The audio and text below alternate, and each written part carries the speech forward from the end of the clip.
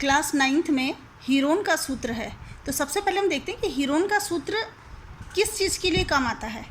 तो हीरोन का सूत्र त्रिभुज का क्षेत्रफल निकालने के काम आता है।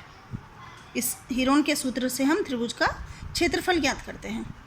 अभी तक आपने बेटा छोटी क्लासेस में पढ़ा होगा 6th 7th 8th में कि त्रिभुज का क्षेत्रफल किस प्रकार से निकाला जाता है। तो एक जनरल सूत्र था, त्रिभुज का क्षेत्रफल बराबर 1/2 गुणा गया आधार गुणा गया ऊंचाई। इस सूत्र के द्वारा हम लोग अभी तक त्रिभुज का क्षेत्रफल निकालते हुए आए हैं। इसमें क्या होता है, एक त्रिभुज होता है, और कौन सा त्रिभुज होता है ये समकोण त्रिभुज के लिए लागू होता था। जैसे समकोण त्रिभुज ये होता है,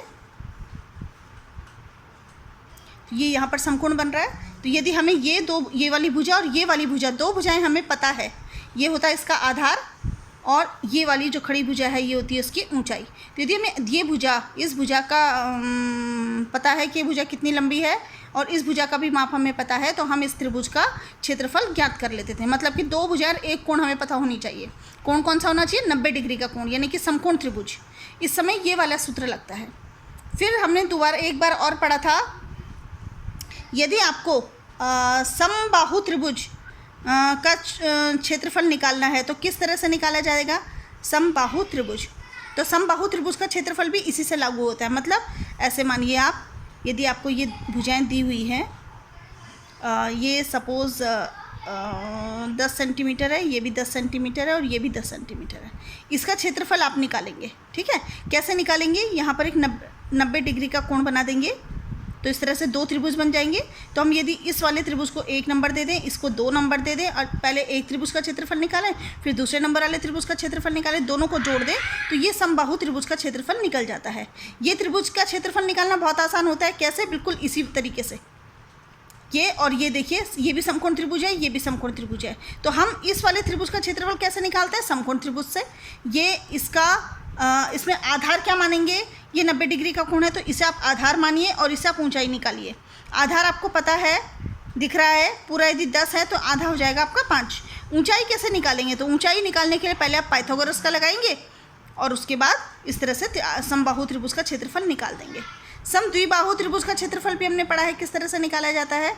लेकिन अब सवाल उठता है, यदि हमें ऐसा त्रिभुज पता हो जिसकी तीनों भुजाएं अलग अलग हैं, मतलब कि विषम बाहु त्रिभुज, विषम बाहु त्रिभुज यदि आपको दिया है, उसका क्षेत्रफल कैसे करके निकाला जाएगा। तो इसके क्षेत्रफल को निकालने के लिए ही एक गणितज्ञ थे हीरोन, उन्होंने काम किया और उन्होंने हमें हीरोन का सूत्र दिया। तो जनरली हम क्या करते हैं, हीरोन के सूत्र के द्वारा विषम बाहु त्रिभुज का क्षेत्रफल ज्ञात करते हैं।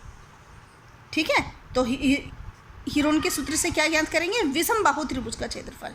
विषम बाहु त्रिभुज, ये मानिए एक त्रिभुज है, इसकी तीनों भुजाएं अलग अलग हैं। एक भुजा को हम ए मान लेते हैं, दूसरी भुजा को बी और तीसरी भुजा को सी। यदि हमें इस त्रिभुज का क्षेत्रफल ज्ञात करना है तो उसके लिए क्या होता है, सबसे पहले आपको परिमाप पता होना चाहिए। आप जानते हैं परिमाप क्या होता है। परिमाप का मतलब होता है, यदि त्रिभुज है तो त्रिभुज के क्षेत्र में लेंगे कि तीनों भुजाओं का योग, वर्ग है तो चारों भुजाओं का योग। कहने का मतलब है कि जितनी भी भुजाएं आपको दी गई आकृति में, उन्हीं सभी भुजाओं का योग। इसमें 3 भुजाएं हैं तो तीनों भुजाओं का योग। योग मतलब एक भुजा, दूसरी भुजा और तीसरी भुजा, इन सब का जो योग होता है वो परिमाप कहलाता है। और परिमाप को हम 2s से लिखते हैं, यानी 2s बराबर a + b + c। तो s बराबर हो जाएगा आपका a + b + c बटे 2। यहाँ पर s क्या है, ये है आपका अर्ध परिमाप। परिमाप का हमने आधा कर दिया तो ये अर्ध परिमाप हो गया। ठीक है, तो त्रिभुज का त्रिभुज का जो क्षेत्रफल निकलेगा हीरोन के सूत्र से, वो कैसे निकलेगा, वो हो जाएगा त्रिभुज का क्षेत्रफल बराबर √s, s - a,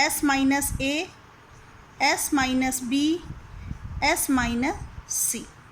यहाँ पर s क्या है, ये आपका अर्ध परिमाप है।